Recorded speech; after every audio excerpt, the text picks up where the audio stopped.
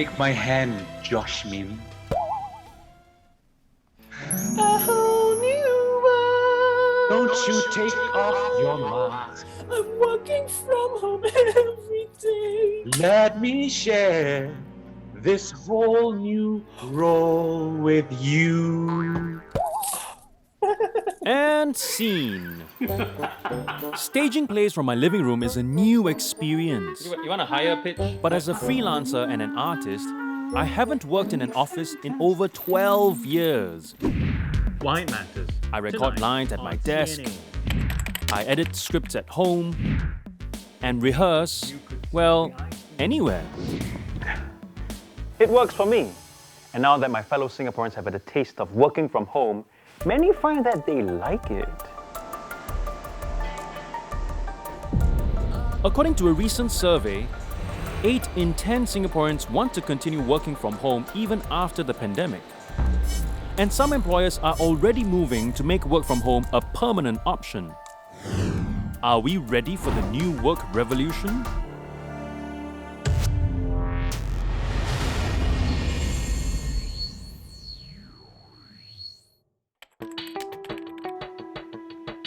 In pre-pandemic times, this 6,400 square foot office would be crawling with 50 to 60 employees on any given day. This space, designed to make employees feel at home, cleared out on 7th April.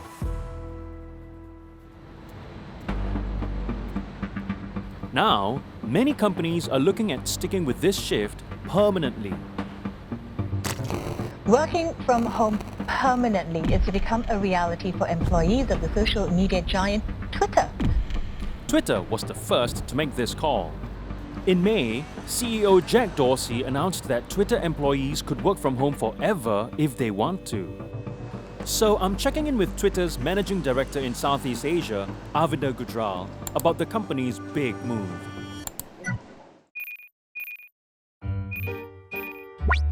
Hello, Arvinder.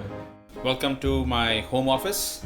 I newly bought this desk that you see, the chair, the headphones and the earbuds for when I'm walking and talking. Why did Twitter make the decision to switch for their employees to work permanently from home?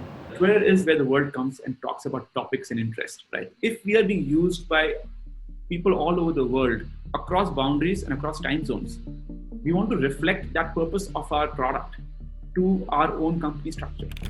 So we want to give the same flexibility that if you want to work from anywhere in any time zone, as long as your job description allows it, you should be given that flexibility. Do you have any productivity data you can share with us during this work from home experiment?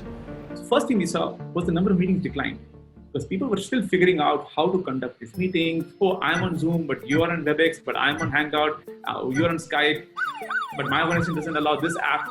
But I think it just took us, 30 to 60 days for this to normalize and settle down. Once it did, we've seen that most teams are back to pre-pandemic levels of engagement with their clients and customers, which for me is very heartening because that's the leading indicator. I think that data point gives us confidence that working from home or living at work, whatever you call it, is working out. I mean, globally we've tracked it, and globally all our sales team around the world are doing almost as effective a job as they did in a pre-pandemic world. In fact, way back in 2013, a randomized control trial by a group of researchers at Stanford University found that people working from home were actually more productive than their office counterparts. The researchers used a group of 250 call center employees of a Chinese travel company as the proverbial lab rats. Hi, sir. Thank you for calling. Yes, how may I help you today? About half of them were randomly assigned to work from home, and the rest became the control group that stayed in the office. At the end of 9 months, they found that those who stayed in the office were actually less productive by 13.5%, meaning the company got an extra workday per week out of the home workers. Today, I'm meeting with Professor John Roberts. Hi, Professor. The man behind this first-of-its-kind experiment. Remotely, of course. In the experiment with C-Trip, why is it that remote workers were more productive? Being able to avoid commuting made them happier, and happier workers tend to be more productive. People were more productive at home because it was quieter and they could focus. They weren't socializing during working hours. So, the literal million-dollar question is, are officers obsolete? Well, the data suggests that at least some think so. Occupied office space dropped by 55,000 square meters from April to June in 2020. That's equivalent to 20 floors of Marina Bay Financial Centre Tower 3. Stephen Lyon designs offices for a living, yet he doesn't think his job is under threat. He thinks what will change is the way offices are designed. So then what sort of design changes do you see to the office space? This was an office presentation that we pulled together during the circuit breaker. And in some ways this does represent the future because there are very few focus desks in this office environment. It's mainly collaborative. There's training rooms, there's obviously boardrooms, smaller focus pods here. There's food and beverage, there's breakout space. It's a very attractive environment for people to come and collaborate, socialize, work together, play together. So I think that we'll lose a proportion of the focused desks, i.e. the place where we do focused work. I think that we'll see a reduction in that.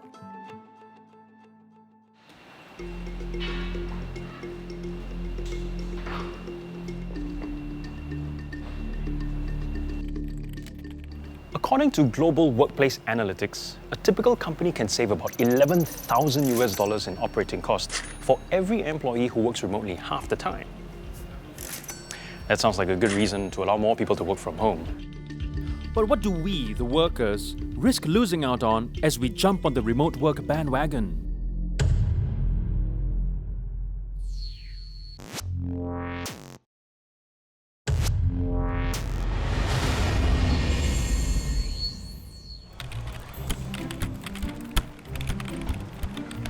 Working from home. More like shirking from home.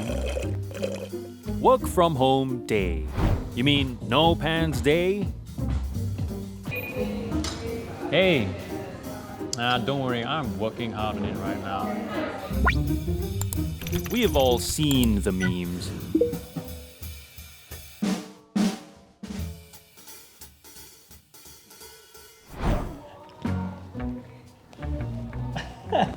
Work from home.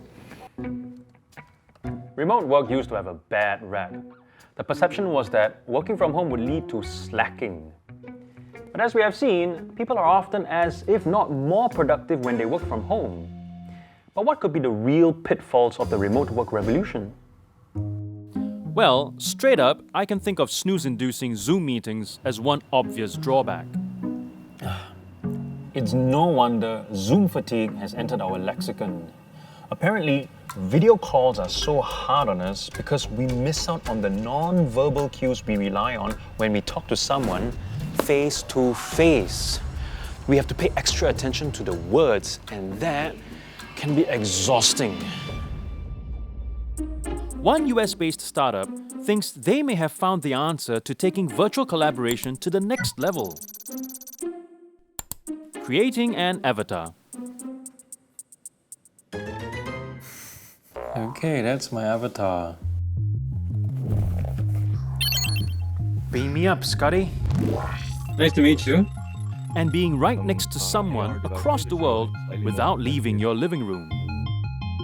Spatial allows people to enter a holographic workspace with AR or VR, where they can talk to each other and share files in all sorts of formats. You pull that screen up from your laptop and you put it in here in the virtual room? Correct. You can share your screen, files, or PowerPoint, virtually anything. The app also helps companies visualize spaces in 3D, allowing workers in different locations to collaborate better.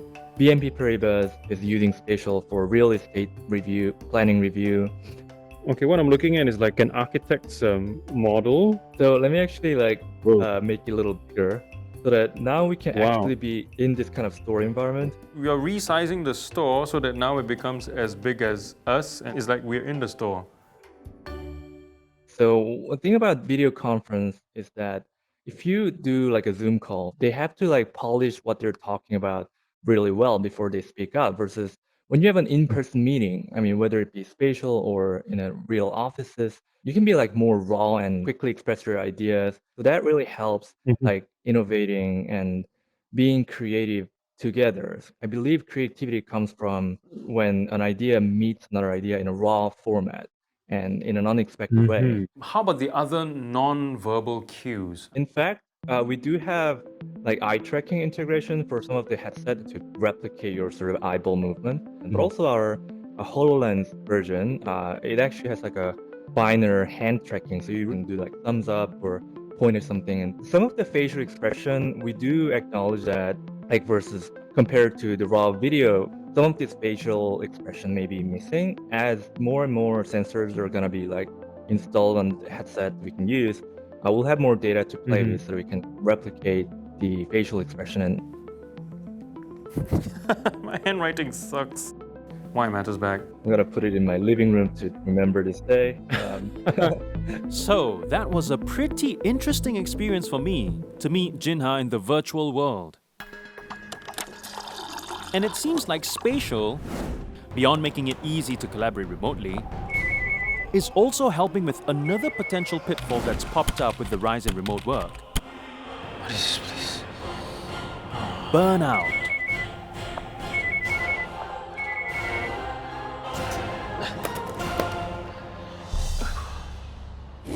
Burnout often leads to disengaged workers who can cost their employers 35% of their annual salary. Annabelle Wilson founded Living Ashram in 2017 to help companies make sure this doesn't happen. With science. Living Ashram makes a company's employees take a survey. This helps them measure the starting point of their workforce's well-being. It then recommends specific solutions and then tracks the impact of the solutions on the workers. Well, I work remotely. Sometimes a little too much.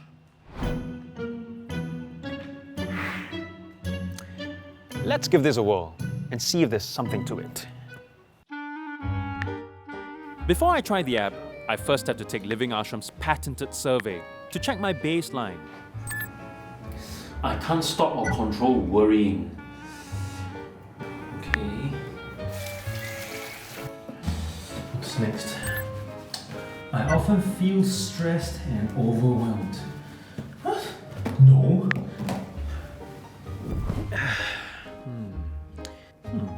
I can freely voice my opinion and beliefs at work even when others disagree with them. I don't know, I can? Okay, all done. Now I'll send this off to Living Ashram and try the recommendations in the app for a week. After that, I will do the survey again and see if it helped. Send.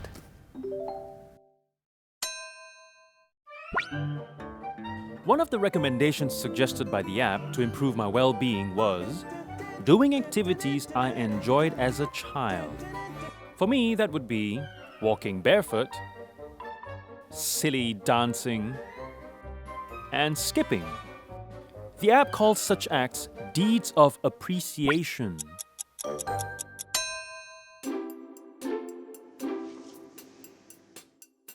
Hey, Annabelle. Hi, Josh. How were the last 7 days of using our well-being app and the survey? Pretty nice actually. The deeds of appreciation were quite a surprise for me actually. So one of the deeds of appreciation is to take a walk to your destination, So got up earlier and then just take a walk. I was walking home and I took in my neighborhood, which I tend to just shut out if I was on the bus. Hello. Aww. That's great. Would you like to hear about some of the survey results? Yes, please. So in terms of needs, the thing that came up for you in your surveys was the issue around work-life balance and maybe setting boundaries for yourself. It seems like maybe most of your day is work-focused and you are not incorporating as much of personal pursuits. I think that around the time I did this survey at first, I was having 12-hour days for 4 days in a row on a project I was working on. So perhaps that was why I felt like I was just super overwhelmed by work during that time. Now, after 1 week of using our app, the results were actually quite impressive. You were making more time for interests outside of work, that you had slightly better boundaries in terms of valuing your time and your personal needs. So allowing your full range of emotions to arise, even when they're uncomfortable. You went from a 5 to a 7 on that. So that's quite a good improvement, Josh. Okay. And this was a really positive development in terms of better emotional health. Remote work was rising even before the pandemic. And now that it's gone mainstream, even the way we manage work stress is getting a tech update. I wonder, what other changes are in store? If companies start hiring more and more people to work remotely, from anywhere, are we at risk of losing our jobs to folks in cheaper locales?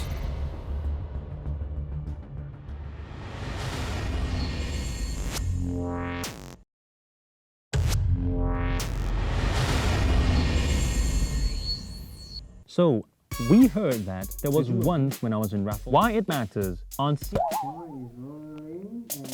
This is one of my many side hustles. I'm a voice artist. I do voiceovers for TV programs, commercials, record audiobooks, mainly for Singaporean clients. But sometimes I've lost out on jobs when clients chose cheaper artists just because they didn't live in Singapore. Could that happen to you? Ian Chiang now works for a company that is completely remote.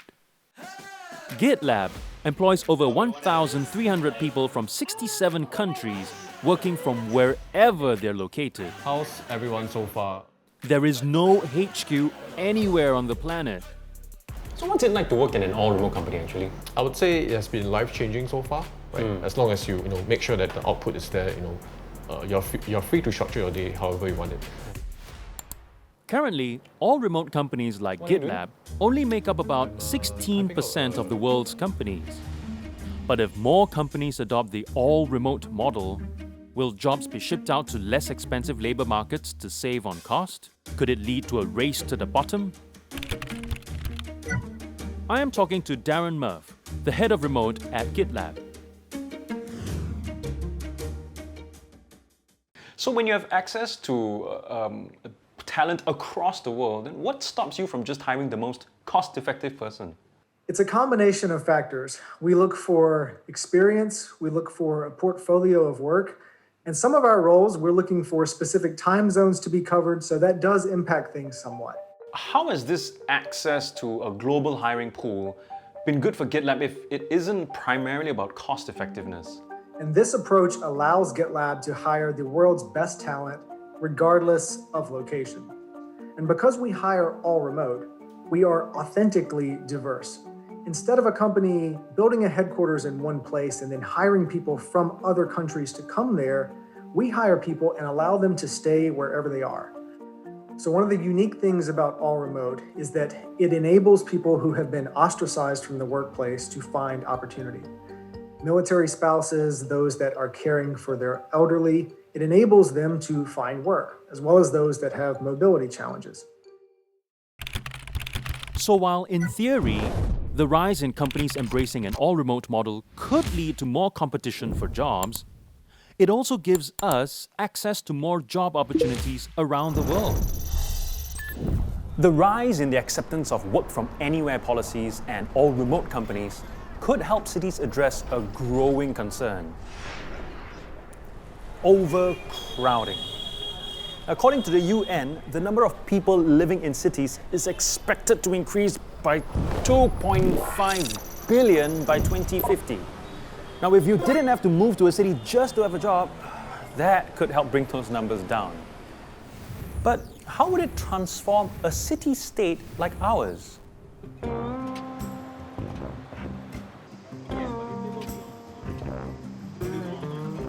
So, what other changes do you think will happen to the city?